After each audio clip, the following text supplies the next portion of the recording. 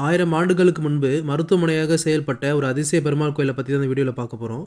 திருப்பதி கோயிலை கட்டிய தொண்டைமான் ராஜா தான் இந்த கோயிலையும் கட்டியிருக்காரு. போருக்கு செல்வதால் திருப்பதி செல்ல முடியாமல் போன தொண்டைமான் மன்னனுக்கு பெருமாள் நேரில் வந்து காட்சி அளித்துள்ளார். இவர் பெருமாளை பார்த்ததும் அப்பனே வெங்கடேசான்னு கூப்பிட்டு இருக்காரு.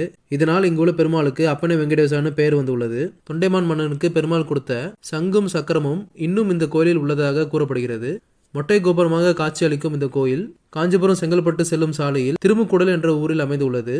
வேகவதி, பாலார், செய்யார் என்ற 3 ஆறும் ஒன்றாக ஒரே இடத்தில் கூடுவதால் இந்த இடத்திற்கு திருமுக்கூடல் என்று பெயர் வந்துள்ளது. 1000 ஆண்டு முன்பு மருத்துவமனையாக இந்த கோயில் செயல்பட்டு உள்ளது. இதை இங்கு உள்ள கல்வெட்டுகள் மூலமாக அறியப்பட்டுள்ளது. அக்காலத்தில் பயன்படுத்தப்பட்ட மூலிகை மருந்துகள் விவரம் இங்கு உள்ள கல்வெட்டில் பார்க்கலாம். இந்த கோயில தொழில்துறை தான் ரொம்ப நீட் அண்ட் கிளீனா மெயின்டைன் பண்ணிட்டு வராங்க.